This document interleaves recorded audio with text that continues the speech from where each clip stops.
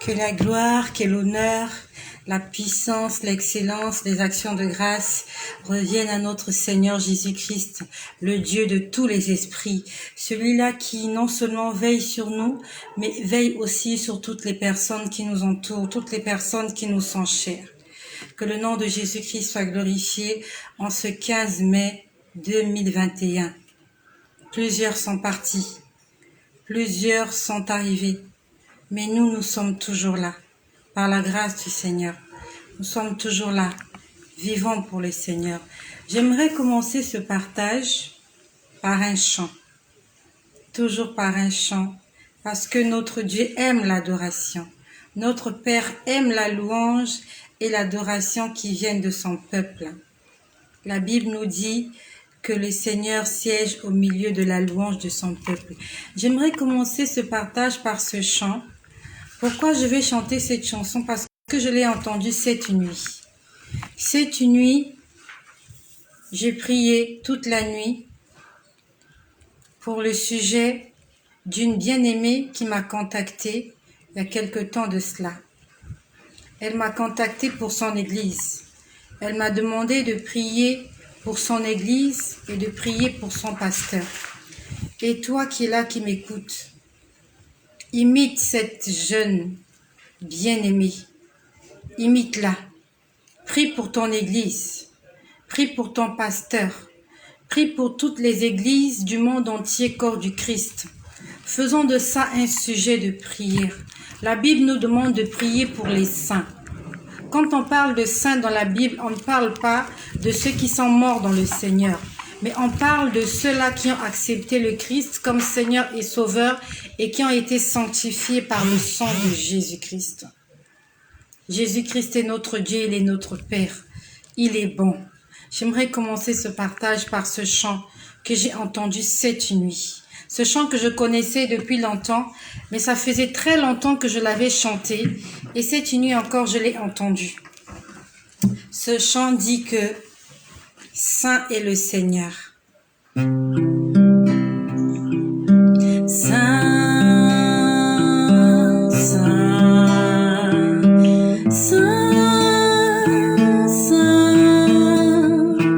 Saint est le Seigneur. Saint,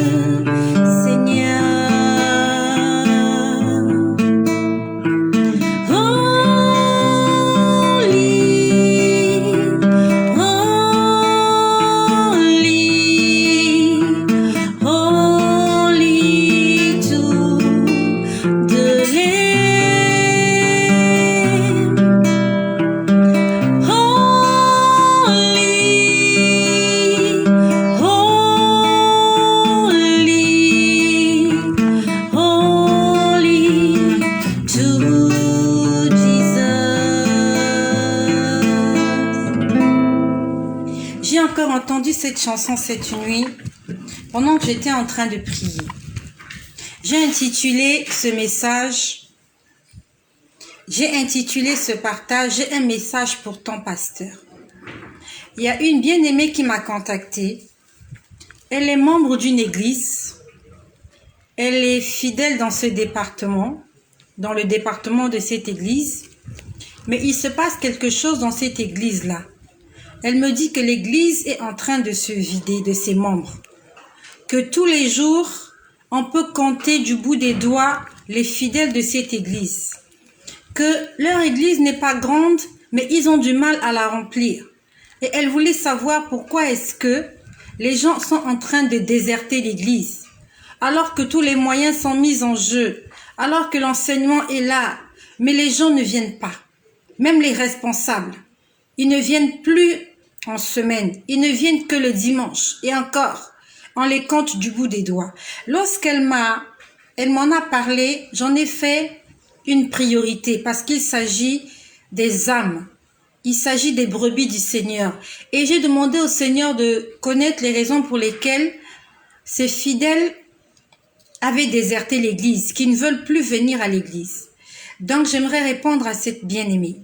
Bien-aimée, cette nuit, j'ai prié toute la nuit pour cela. J'ai dormi par terre. Parce que j'ai compris que lorsque je dors par terre, le fait de traiter durement mon corps, que le Seigneur note cela. Je l'ai remarqué, ça fait un moment déjà, quand j'ai un sujet de prière à cœur, quand je dors par terre, c'est tellement inconfortable que je reste éveillée et je reste en prière en permanence. Le sol et le matelas n'ont pas le même confort. Lorsque je suis sur le matelas, je prie un moment, après je m'endors. Mais quand je suis par terre, même si je peux m'endormir, c'est à peine que je me réveille pour prier, pour continuer à prier. On va dire que le sommeil est entrecoupé et je peux dire que j'ai passé une nuit de prière. J'ai passé une veillée de prière. Et toi qui m'écoutes, si tu peux tricher cela, c'est gratuit. C'est gratuit. Il est vrai que Dieu nous parle tantôt d'une manière ou d'une autre, mais si nous pouvons nous servir des expériences des autres pour nos propres besoins, pourquoi pas? Vraiment, je l'ai remarqué, ça fait bientôt, on va dire, c'est peut-être le 2e mois où je suis en train de tenter cette expérience. Je ne le fais pas tous les jours parce que je travaille en semaine. Mais je le fais le vendredi parce que je sais que le samedi, je ne travaille pas. Et je le fais le samedi parce que je sais que le dimanche, je ne travaille pas. Donc, je dors par terre. Je m'allonge. Comme lorsque Josué s'était allongé pour implorer la grâce divine. Parce qu'il y avait des éléments il y avait Uri, je crois. Uri, voilà. Voilà, Uri, je crois, qui avait pris des choses qui étaient déviées, qu'on ne devait pas prendre. Qui étaient dévouées par interdit. Voilà. Donc, j'ai dormi par terre cette nuit. Parce que j'avais ce problème-là dans mon cœur. Et quand j'ai prié le Seigneur la nuit, j'ai vu beaucoup de choses. Je vais te dire ce que j'ai vu.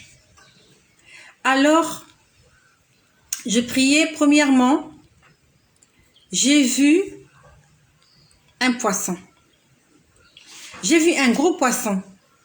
J'ai vu un gros poisson hors de l'eau et ce poisson avait beaucoup d'écailles.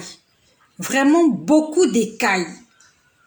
À telle enseigne que, en fait, si on vous le donne même comme cadeau, vous ne le prendrez pas. Parce que vous avez du travail à faire. Il faut enlever toutes les écailles avant de pouvoir préparer ce poisson et le manger. En fait, ça demande du travail et du coup, c'est décourageant, c'est démotivant. J'ai continué à prier. Je demandais au Seigneur, pourquoi est-ce que l'église était en train de se déserter? Je demandais, Seigneur, pourquoi l'église se déserte comme ça? Pourquoi cette église est en train de se vider de ses fidèles? Je vois un carton de couscous. Le carton. Le couscous. Et dans ce carton de couscous, au lieu qu'il y ait du couscous à l'intérieur, on a préparé le couscous, mais le couscous était très liquide. Il était très liquide. Vraiment, c'était très liquide ce couscous-là. Bonjour ma sœur Marcel de Leslie. Bonjour ma sœur Lydie Véro. Que le Seigneur vous bénisse là où vous vous trouvez. Merci d'être connecté à cette chaîne. Donc, je vois le couscous qu'on a préparé, mais qu'on a préparé avec trop d'eau. Donc, c'était un couscous mal préparé, avec trop d'eau. À la limite, ça ressemblait à de la bouillie de couscous. Alors, on est venu renverser cette bouillie de couscous dans le carton de couscous.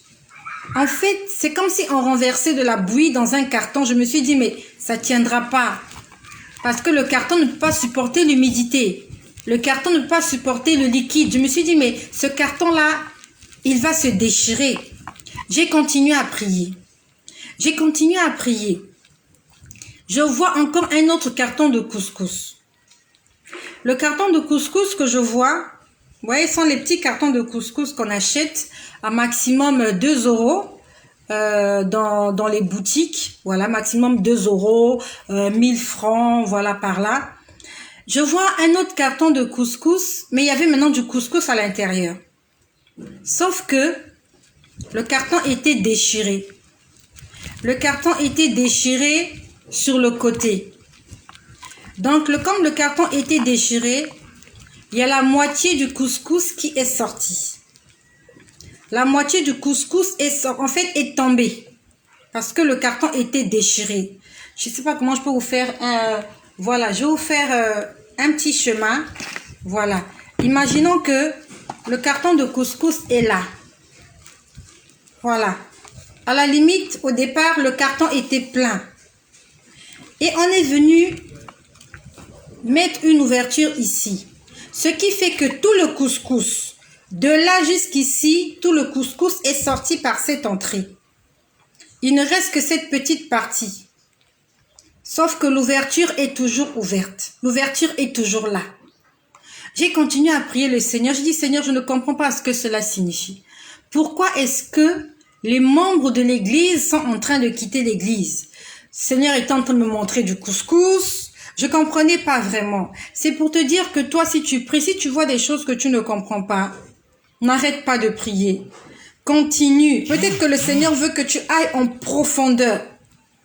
Peut-être que le Seigneur veut que tu ailles en profondeur. Ne t'arrête pas aux prières de 5 minutes. Si moi j'avais prié 5 minutes, je n'aurais pas reçu de réponse à la doléance de cette bien-aimée. J'ai prié toute la nuit parce que ce que je voyais, je ne le comprenais pas. Le Seigneur me montrait que des symboles, des signes. Il me montre des boîtes de couscous. Je ne comprenais pas. Je comprenais pas. Je dis, Seigneur, je ne comprends pas ce que cela signifie. Après, je vois un hôpital. Je vois un hôpital. C'était une clinique.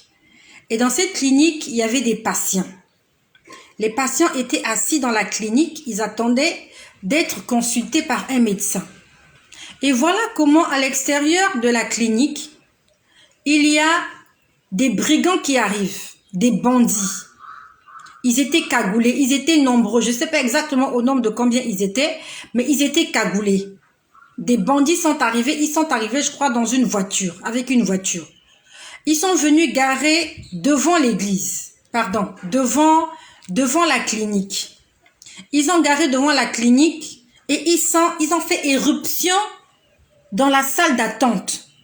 Et ils ont volé et ils ont traumatisé les gens qui étaient dans la salle d'attente.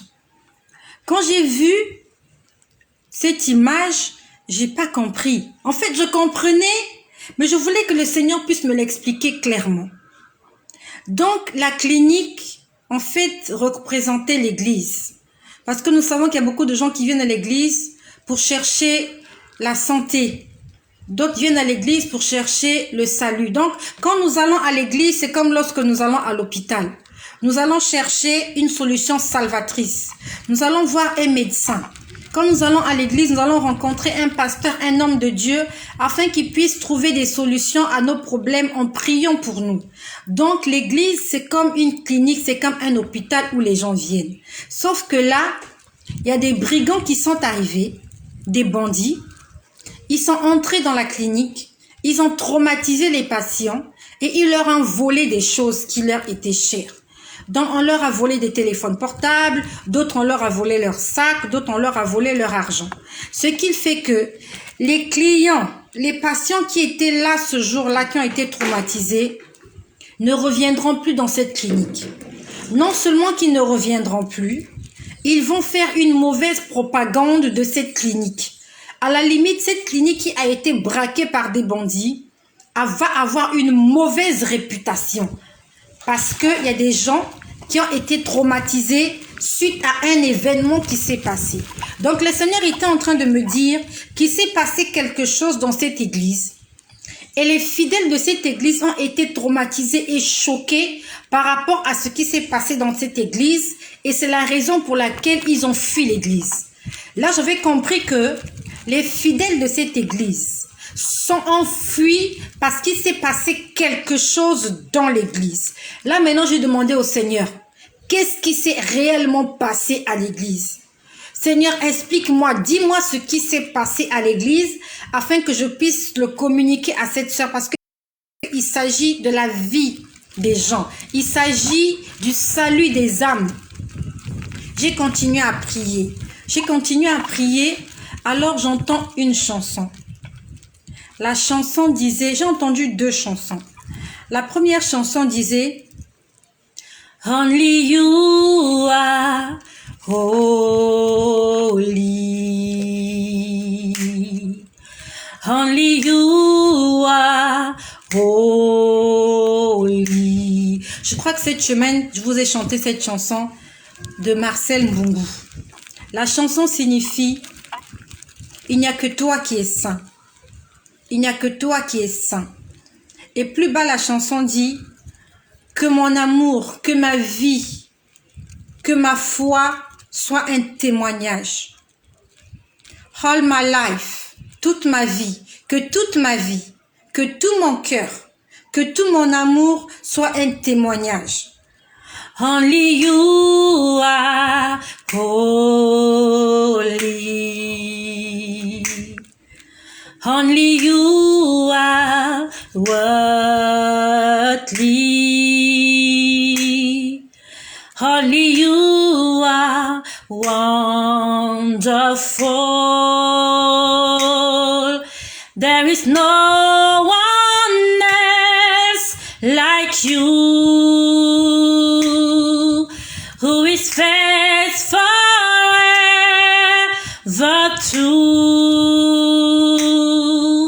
All my love, my heart, my life is a testimony. J'ai compris que le Seigneur voulait parler de sainteté. Le Seigneur voulait parler de sainteté. Il y a eu un problème de sainteté dans cette église. Raison pour laquelle les fidèles ont déserté l'église. Il y a quelqu'un qui n'a pas respecté la sainteté. Et je continue à prier, je dis Seigneur, qu'est-ce qui s'est réellement passé? Qu'est-ce qui s'est réellement passé? À ce moment-là, je commence à prier pour cet homme de Dieu. Il est responsable de cette église. Il est à la tête de cette église. C'est un pasteur. J'ai commencé à prier pour ce pasteur. Parce que je me suis dit que si les anciens, si les fidèles ont déserté l'église, alors c'est la tête de l'église qui a été impactée négativement. Quand j'ai commencé à prier pour ce pasteur, le Seigneur m'a montré son état d'âme. Quand j'ai dit au Seigneur, montre-moi l'état d'âme de ce pasteur, est-ce que ce pasteur est toujours avec toi? J'ai vu le bras droit d'une femme. Cette femme-là avait porté un vêtement. Je n'ai pas vu la femme en elle-même, mais j'ai vu le bras droit de cette femme. Elle avait enfilé un vêtement. Je n'ai vu que sa main droite. Sa main droite. Donc, tout le bras et la main. Donc, on va dire que tout ça. J'ai vu ça. Elle avait porté un habit noir, manche longue. Comme ce que j'ai porté là. La manche était noire. Et il y avait juste... là où vous voyez mon vêtement, là où c'est bleu, la petite partie là était blanche. Tout le reste, à partir du blanc, jusqu'au niveau de l'épaule ici, c'était noir. On m'a pas montré le visage du pasteur. On m'a pas montré le vêtement du pasteur. Mais on m'a montré le bras d'une femme. Le bras droit d'une femme.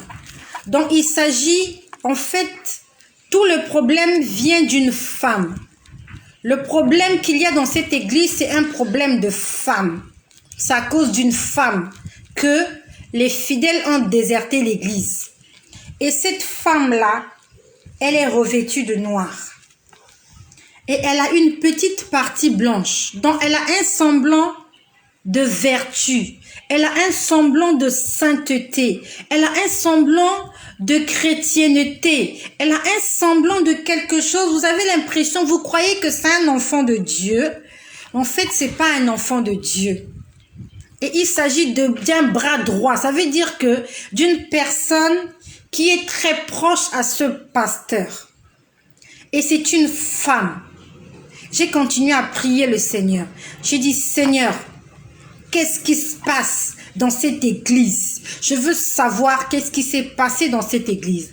À ce moment-là, je vois cet homme de Dieu. Là, maintenant, je vois un homme. Je vois un homme qui a porté une toge. Il a porté une toge. Quand je parle de toge, ça ressemble aux vêtements que les avocats portent. Il avait porté une toge noire.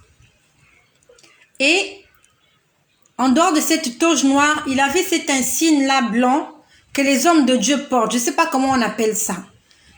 Ça se passe ici, là. Les pasteurs, les évêques portent souvent ça, ainsi de suite, les hommes de Dieu. Donc la toge était noire. Et ici, il y avait l'insigne blanc qui prouvait qu'il était un homme de Dieu. En dehors de ça, il avait un drapeau ici. Ce drapeau-là était comme un châle. Vous voyez, je ne sais pas comment on appelle ça. Ce que les officiers d'état civil mettent lorsqu'ils célèbrent les mariages. Je ne sais pas si on appelle ça ruban ou bandeau. Je ne sais pas comment on appelle ça, honnêtement. Les officiers d'état civil le mettent ici. Monsieur le maire, madame la maire, ils le mettent ici. Et aussi lorsque nous avons les élections des Miss, des mannequins, voilà. On leur met ça ici. Mais sauf que pour lui, c'était juste là. On va dire que c'était comme ça, mais de ce côté, du côté droit. Mais c'était le drapeau d'un pays. C'était le drapeau d'un pays. C'était le drapeau de son pays qu'il avait mis sur l'épaule. Là, c'était comme un ruban, comme un châle, mais vraiment à la couleur du drapeau de son pays. J'ai continué à prier. Je disais, Seigneur, qu'est-ce qui s'est réellement passé? Qu'est-ce qui s'est réellement passé pour que l'église soit vidée? Il y a plus de responsables dans cette église. Les gens ont fui. Les gens ne veulent plus venir dans cette église. Donc, je demandais au Seigneur, pourquoi les gens ne veulent plus venir dans cette église? Alors, j'entends une deuxième chanson. C'est la chanson que je vous ai chantée tout à l'heure quand j'ai commencé. Je vais encore la chanter. Saint, Saint, Saint, Saint, Saint est le Seigneur. Saint, Saint, Saint, Saint, Saint est le Seigneur. Donc le Seigneur était en train d'insister sur la sanctification.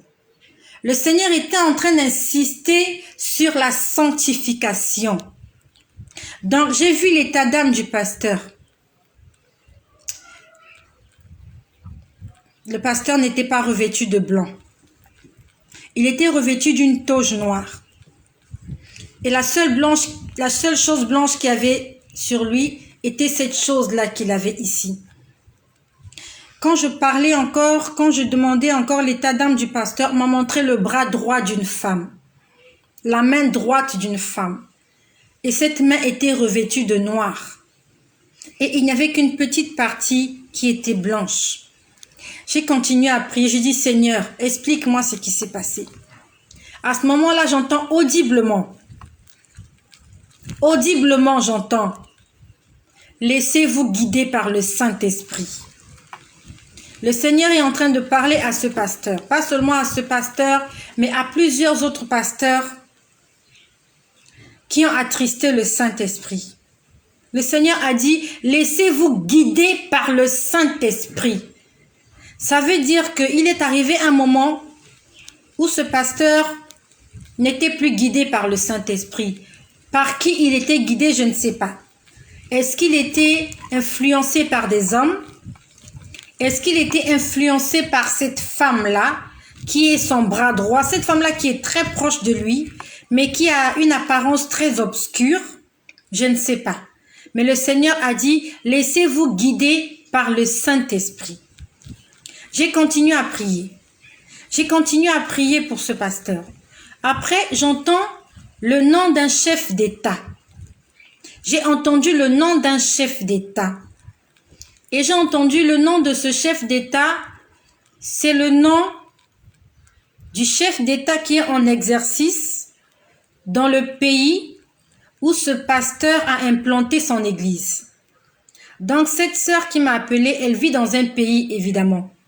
Et on a prononcé le nom du chef d'État qui est en exercice dans son pays. Je me suis posé la question de savoir quel est le rapport qu'il y a entre ce pasteur et ce chef d'État. Quel est le rapport qu'il y a entre ce pasteur et la présidence de la République? Je ne sais pas. Je ne sais pas quel est le rapport qu'il y a entre lui et la présidence de la République. Puis après, je continue à prier. Je continue à prier pour ce pasteur. J'entends, ils vont partir. J'ai entendu, ils vont partir. Ils vont partir où, je ne sais pas. Mais le Seigneur a dit, ils vont partir. Donc, ce pasteur va partir. Où est-ce qu'il va partir? Je ne sais pas. Et ce chef d'État aussi va partir. Où est-ce qu'il va partir? Je ne sais pas. Mais je sais une chose, que le Seigneur m'a dit que ce chef d'État, ça fait longtemps qu'il est en train de l'interpeller, afin qu'il puisse se repentir, afin qu'il puisse se confesser de tous les péchés qu'il a commis. Mais ce chef d'État est en train d'endurcir son cœur. Et il ne lui reste plus longtemps. S'il ne se confesse pas, là je parle du chef d'État de ce pays, s'il ne se confesse pas, s'il ne donne pas sa vie à Jésus et s'il ne revient pas de ses mauvais actes, il ne lui reste plus beaucoup de temps. Mais le Seigneur a mélangé le chef d'État de ce pays avec le pasteur. C'est comme si le Seigneur est en train de les interpeller tous les deux et c'est comme s'ils ne veulent pas écouter la voix du Seigneur. Ça, c'est personnellement moi qui le dis. Parce que je ne sais vraiment pas le rapport qu'il y a entre lui et ce chef d'État. Mais moi, je sais que ce chef d'État, par rapport à ce que le Seigneur m'a dit, il m'a dit que le chef d'État n'a plus une longue vie. Ce chef d'État n'a plus une longue vie parce qu'il a fait beaucoup de mauvaises choses. Et le Seigneur est en train de l'appeler, de l'interpeller, il a endurci son cœur. Là, il s'agit du chef d'État. Mais ce pasteur, je ne sais pas pourquoi le Seigneur l'a mélangé avec ce chef d'État. Donc, c'était juste une parenthèse. Puis j'ai continué toujours à prier. Je voulais savoir exactement ce qui s'est passé. Quand je priais, vraiment j'ai prié toute la nuit. Je suis montée sur mon lit à 5 heures du matin. J'ai prié de minuit à 5 heures du matin. Quand j'ai continué à prier, je vois une scène. Alors je vois une scène, je vois ce pasteur. Il était assis sur... je sais pas si c'était sur un fauteuil ou sur un lit. Mais il était assis quelque part, mais c'était pas une chaise en tout cas. Si c'était pas un canapé, donc c'était un lit. Il était assis et il était entouré de 2 femmes. Sur sa gauche, il y avait une femme d'un certain âge, d'un âge avancé. Et sur sa droite, il y avait une jeune dame. Une jeune dame. Entre les deux, il y a un grand écart. Entre les 2 femmes, il y a vraiment un grand écart. On peut dire que la femme qui était sur sa gauche pourrait être la mère de celle qui était sur sa droite. Et le pasteur était au milieu de ces 2 femmes-là. Alors j'entends l'une des femmes parler. Et celle qui a parlé, c'était la femme qui était à gauche, d'un certain âge. Cette femme-là a dit ceci. Elle était en train de parler au pasteur. Elle disait au pasteur, et même si l'église se vide, ça fait quoi? Moi, je viendrai prendre un poste de responsabilité dans ton église. C'est ce qu'elle a dit. Elle a dit, même si l'église se vide, ça fait quoi? Moi, je viendrai occuper un poste de responsabilité à l'église. Ça veut dire ce que ça veut dire. Ça veut dire qu'elle est envoyée. C'est une envoyée. Elle est venue détruire le ministère de ce pasteur. Parce qu'elle est consciente que le ministère est en train de tomber. Et au lieu de fléchir les genoux, au lieu de chercher le secours de l'Éternel, elle est en train de lui donner des conseils mondains, des conseils profanes, des conseils qui vont à l'encontre de la parole de Dieu. Elle a dit, même si l'église se vide, ça fait quoi? Elle parlait avec orgueil. Elle parlait vraiment avec orgueil, comme une femme hautaine. Elle dit, même si l'église se vide, ça fait quoi? Moi, je viendrai occuper un poste de responsabilité. J'ai pas compris ce que ça signifiait. J'ai continué à prier. J'ai continué à prier. À ce moment-là, le Seigneur me montre une école. Il me montre une école avec des élèves. Mais cette école-là, dans la cour, il y avait les faux sceptiques. Les faux sceptiques, c'est cet endroit qui reçoit tout ce qui vient des toilettes et de la douche. Lorsque vous allez aux toilettes, vous chassez l'eau. Lorsque vous lavez dans la salle de bain, il y a des tuyaux qui sont reliés à la fosse septique. Donc, tout va dans la fosse septique. Il y a la fosse septique et les puisards. Là, je vous parle de là où se déverse tout ce qui vient des toilettes et de la salle de bain. Donc, toute la saleté. Donc, il y avait une fosse septique au milieu de la cour de cette école. Et la fosse septique était mal couverte. Elle était très mal couverte. À telle enseigne que si vous ne faites pas attention, vous pouvez tomber dans les fosses septiques. Et nous savons que dans les fosses septiques, il y a des excréments. Et ça se passait au milieu de la cour d'une école. Donc, c'est un endroit où les gens viennent s'instruire. L'école, c'est un endroit où les gens viennent chercher l'instruction, viennent se faire enseigner. Et il s'agissait toujours de l'église. Donc, le Seigneur était en train de me dire que le fondement de cette église-là était maintenant une fosse septique. Plein d'excréments. Il y avait de la saleté. Et non seulement il y avait de la saleté, c'était très mal couvert. Ça veut dire que quand vous passez, vous ne faites pas attention, vous allez tomber. Et des quatre coins, la fosse septique, elle était ronde, on avait juste posé quelque chose de carré dessus, mais les extrémités étaient à découvert. Ça veut dire que si vous ne faites pas attention, vous allez tomber dans les excréments.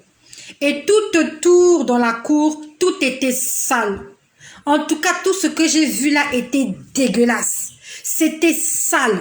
C'était sale. Le Seigneur me dit, regarde l'état de l'église. Regarde l'état de cette église. Regarde comment cette église est devenue. C'était sale.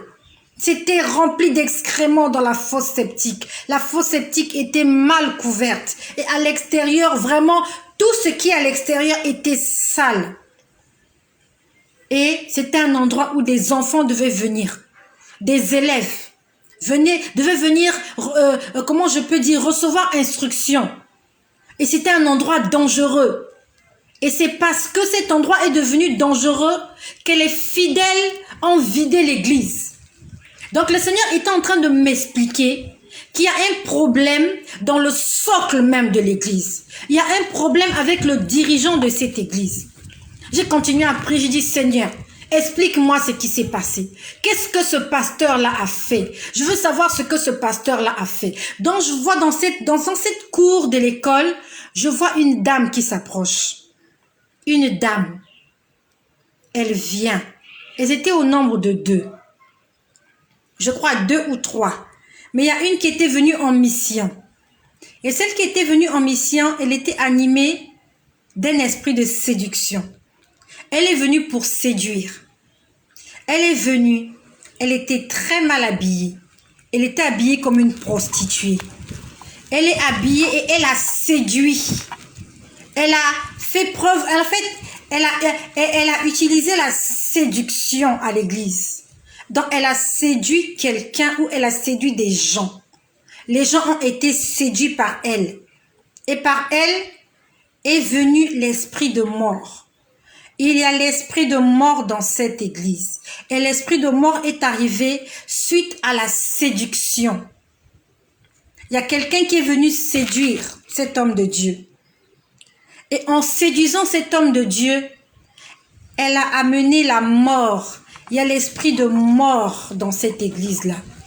J'ai continué à prier. J'ai dit, Seigneur, je ne comprends pas. Je ne comprends pas qu'est-ce qui s'est réellement passé. Là, maintenant, j'entends audiblement impudicité. J'ai entendu impudicité. Il y a eu de l'impudicité dans cette église. Et les membres de l'église ont été au courant de l'impudicité qui a été faite. Quand est-ce que ça a été fait? Je ne sais pas. Avec qui ça a été fait? Je ne sais pas. Moi, j'ai vu 2 femmes. J'ai vu 2 femmes. Au départ, j'ai vu la main droite d'une femme. Donc, c'est une femme qui est très proche du pasteur. Après, j'ai vu 2 femmes qui l'entouraient. Il y a une qui ne parlait pas, qui était très proche de lui. Et il y a une autre qui parlait avec un ton arrogant qui disait, même si l'église se vide, ça fait quoi? Puis après, je vois une femme arriver. Belle femme. Elle est venue avec l'esprit de séduction. Elle est venue non seulement avec l'esprit de séduction, mais avec l'esprit de mort. Elle a amené la mort dans cette église. Pas seulement la mort spirituelle, mais aussi la mort physique, la mort charnelle. Ça veut dire que l'esprit de mort est dans cette église. Il y a quelqu'un qui va mourir. Il y a quelqu'un qui va mourir. Et j'ai commencé à prier. Là, j'avais compris. J'ai commencé à prier. J'ai dit, Seigneur, aie pitié. J'ai dit, Seigneur, aie pitié de cette personne. Seigneur, aie pitié des hommes de Dieu, aie pitié des pasteurs. J'ai dit, Seigneur, aie pitié de nous. Nous ne sommes pas parfaits. Personne n'est parfaite. Tous nous aspirons à la perfection. J'ai dit, Seigneur, c'est difficile. Seigneur, c'est difficile. J'ai entendu repentance, réconciliation. J'ai entendu repentance et réconciliation. C'est ce que j'ai entendu. Repentance et réconciliation. J'ai continué à prier. J'ai continué à prier. J'ai dit, Seigneur, aie pitié. Seigneur, aie pitié. Seigneur, aie pitié. Le Seigneur a insisté. Il a dit qu'il aille demander pardon à celui-là qu'il avait nommé. C'est ce que j'ai entendu. J'ai entendu qu'il aille demander pardon à celui qu'il avait nommé. Quand j'ai entendu celui qu'il avait nommé, je me suis dit, Seigneur, je ne sais pas qui l'avait nommé. Je ne sais pas qui l'avait nommé pasteur. Je ne sais pas qui l'a nommé apôtre. Je ne sais pas. Et à supposer que ces gens-là soient morts, il va aller demander pardon chez qui? Là, c'était intérieurement que je me posais la question. J'ai dit, mais si ces gens-là qui l'avaient nommé pasteur ou apôtre sont morts, chez qui il va aller demander pardon? À ce moment-là, je vois la croix. Je vois la croix. Je vois la croix de Jésus. Et je vois Jésus sur la croix, comme ça. Il était plein de sang. Il avait la peau déchirée. Il était maigre. La couleur de sa peau était devenue comme la couleur du bois où on l'avait crucifié. Je sais que Jésus était né en Israël. Les Israéliens ou les Israélites, ils ont la peau blanche. Mais comment est-ce que on a tellement torturé cette personne à tel point que sa peau ressemble maintenant à du bois? Sa peau avait la couleur du bois. Le bois sur lequel il était cloué. Et le bois et lui avaient la même couleur. Ça veut dire qu'il avait tellement saigné. Il était tellement déchiré qu'il était méconnaissable. Il avait la même couleur que le bois. Et je pouvais voir son sang couler. Je pouvais voir son sang couler, mais c'était des grosses gouttes. C'était des gouttes énormes. C'était pas des petites gouttes de sang. Et j'étais là, j'étais comme si j'étais au pied de... C'est comme si j'étais au pied de la croix. J'étais vraiment au pied de la croix et je voyais la croix comme ça là sur ma gauche. Et je regardais la personne, était méconnaissable. Son visage était saignant. Il était méconnaissable. Il avait la même couleur que le bois sur lequel on l'avait crucifié. Et son sang coulait comme des grosses gouttes d'eau. Pas comme, c'est-à-dire que, comme, je ne sais pas comment je peux dire. Ici, j'ai du sirop. J'ai du sirop ici. Son sang coulait comme ça. Son sang coulait comme ça, comme ça, comme ça. C'est comme ça que j'ai vu son sang couler. C'était des grosses gouttes d'eau, on dirait, je ne sais pas comment je peux dire, mais c'était gros. C'était pas des petites gouttes. Quand j'ai vu ça, je me suis dit, mais s'il a saigné comme ça, mais il s'est vidé de son sang. J'ai dit, mais quelqu'un ne peut pas saigner comme ça. Les gouttes de sang étaient énormes. La goutte de sang pouvait était comme un pouce. C'était tellement gros. Et il y a une goutte de sang qui a coulé. Et quand la goutte de sang a coulé, il m'a dit, je fais couler cette goutte de sang là pour lui. Le Seigneur m'a dit, j'ai fait couler cette goutte de sang là pour lui, qu'il vienne à la croix et que ce sang là coule sur lui. C'est ce que j'ai entendu cette nuit. Mais c'était une grosse goutte de sang. En fait, quand elle tombe sur vous, cette goutte là, une goutte, elle vous immerge. Une goutte de sang, une seule goutte suffit pour vous laver. Parce qu'elle était vraiment énorme. Elle était plus énorme que la tête d'une personne. Tout à l'heure, j'ai parlé d'un pouce, mais c'était plus que ça, plus que lorsqu'on l'invitait à la croix, on était en train de dire, viens à la croix. On lui disait, viens à la croix. Il y a une goutte de sang qui est tombée pour toi, juste pour toi. Elle était énorme, cette goutte-là. Et le Seigneur était en train de l'inviter à venir à la croix et à recevoir le pardon de ses péchés et à être sanctifié une fois de plus par le sang de Jésus. C'était une image qui déchire le cœur. Quand j'ai vu cette personne à la croix, ça m'a fait mal au cœur. Ça m'a fait mal au cœur. Le Seigneur aimerait dire à ce pasteur-là, je t'aime. Tu as commis des erreurs. Tout le monde commet des erreurs. Mais le Seigneur t'aime. Il continue de t'aimer. Et le livre de souvenirs est en train de crier en ta faveur. Il y a un livre de souvenirs. Le Seigneur est en train de se souvenir de tout ce que tu as fait pour lui. Même si tu es tombé dans l'impudicité. Même si tu es tombé dans l'adultère. Parce que le Seigneur m'a dit que tu es tombé dans l'adultère avec une femme mariée. Cette femme appartenait à un autre homme. Et tu as voulu te mettre avec cette femme. Et cet homme-là était en train de réclamer sa femme. Parce que même s'ils étaient séparés, le monsieur était toujours vivant. Et la Bible nous dit que tant que l'un des conjoints est encore vivant, alors le mariage est toujours d'actualité. Et je voyais cet homme en train de se plaindre que tu as essayé de prendre sa femme. Je ne sais pas quand est-ce que cela s'est fait. Je ne sais pas est-ce que ce sont les rumeurs de ce que tu avais fait qui continuent aujourd'hui. Ou alors si tu es encore tombé. Mais les gens sont au courant que tu es tombé. J'ai vu quelqu'un, un responsable d'un hôtel, qui est au courant de ce que tu as fait.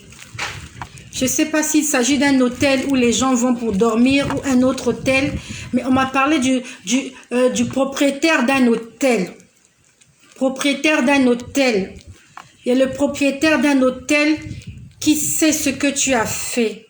Non seulement le propriétaire d'un hôtel, mais les fidèles ont été au courant de cet égarement dont tu as été victime.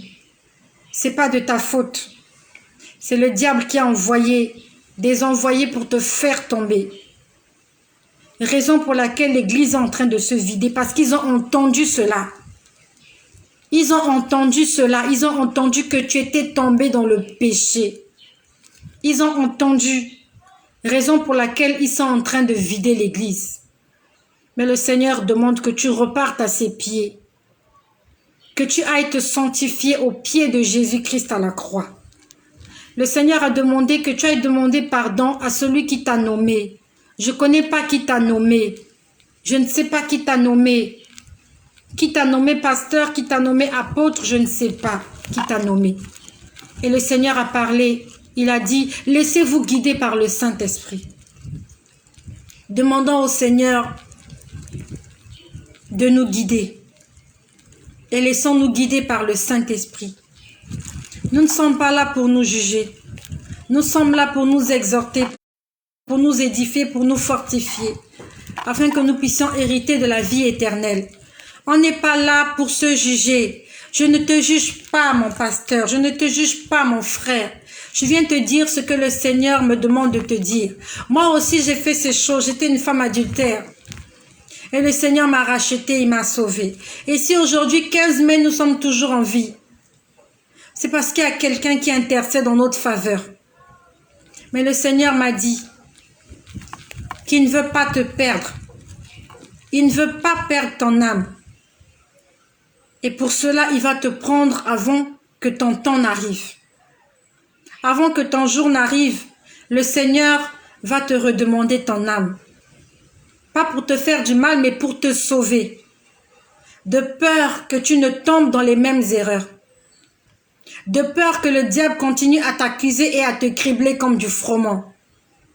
Pour le salut de ton âme, ta vie sera raccourcie. Il va raccourcir ta vie.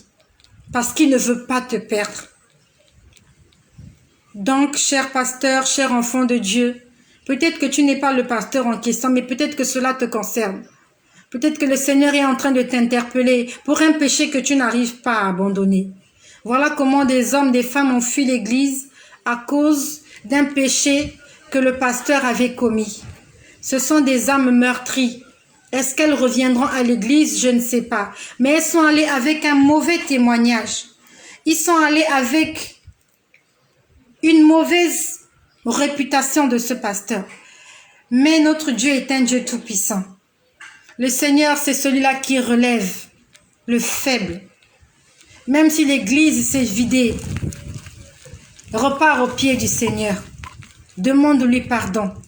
Laisse-toi guider par le Saint-Esprit et laisse le Seigneur continuer l'œuvre qu'il a commencée dans ta vie. Peut-être que les fidèles vont revenir. Je n'en sais rien. Mais le Seigneur demande juste que tu reviennes à ses pieds. Mais il m'a dit qu'il va raccourcir tes jours parce qu'il ne veut pas te perdre. Il ne veut pas te perdre. Tes jours seront raccourcis. Tu vas mourir avant ton temps. Tu mourras avant ton temps. Mais notre Père est tellement miséricordieux que si nous lui faisons une prière comme celle d'Ézéchias, le Seigneur peut encore t'ajouter des années. Le Seigneur peut encore ajouter 15 ans à ta vie. Je te bénis, toi qui m'as écouté. N'oublie pas que notre Dieu est un Dieu saint et qui nous demande d'être saint. Le Seigneur m'avait dit en fin d'année, quand je suis venue vous parler du message qu'il m'a dit dans la nuit du 31 décembre au 1er janvier, que cette année 2021, ça sera l'année du jugement. L'année du jugement, et ça commence dans l'église. Il y a beaucoup d'enfants de Dieu dans l'église qui vont mourir parce qu'ils ne veulent pas obéir au Seigneur. Beaucoup d'enfants de Dieu vont mourir. Beaucoup de hautes personnalités en exercice dans leurs fonctions vont mourir. Des chefs d'État, des dirigeants politiques, des dirigeants religieux, beaucoup de gens. 2021, c'est une année qui nous interpelle afin que nous puissions nous réveiller. Le Seigneur est en train de nous appeler à l'obéissance, à la sanctification. Voilà ce que le Seigneur m'a dit toute cette nuit, entre 0h et 5h du matin. C'est ce qu'il m'a dit. Soyons saints, obéissons au Seigneur. Il nous aime. Si tu connais ce pasteur-là, transfère-lui ce message. Et même si tu ne connais pas ce pasteur, il y a seulement un pasteur qui a besoin d'entendre cela. Tu as vécu dans le péché, tu as fait des choses dans le secret, dans le noir. Toi, tu as cru que les gens n'ont pas vu. Mais il y a des gens qui te connaissaient, qui t'ont vu.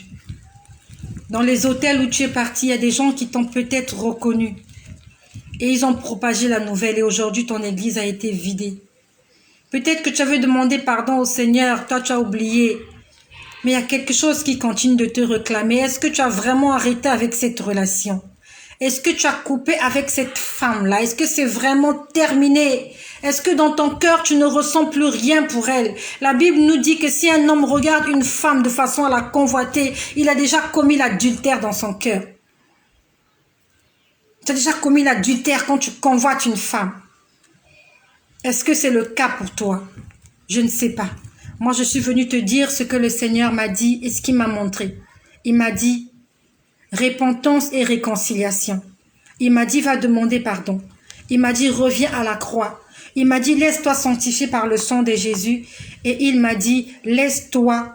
Non, il a dit laissez-vous diriger par le Saint-Esprit. Que le nom de Jésus-Christ de Nazareth, le Fils de Dieu, celui-là qui a donné sa vie à la croix pour nos péchés. Je ne sais pas quelle est la couleur de l'arbre, quelle est la couleur du bois. Ma guitare, c'est un semblant de bois.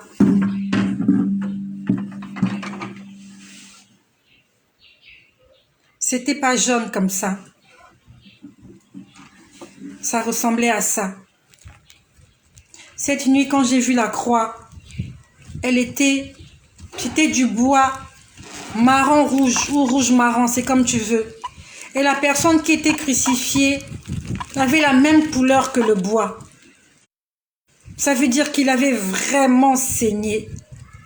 Il avait trop saigné. Il avait perdu tout son sang. Il a été vidé de son sang pour toi et moi. J'ai eu mal au cœur quand j'ai vu cette image. Je n'étais pas là quand Jésus avait été crucifié. Je n'étais pas là. Je suis née en 1900. Jésus est né en l'an 0. Il est mort 33 ans plus tard. Il est mort en l'an 33. Je n'étais pas née. Mais cette nuit, j'ai vu que la couleur de sa peau était confondue à la couleur du bois. La couleur de sa peau était confondue à la couleur du bois où on l'avait crucifié. Il avait tellement saigné. Il était maigre. Il était très amaigri.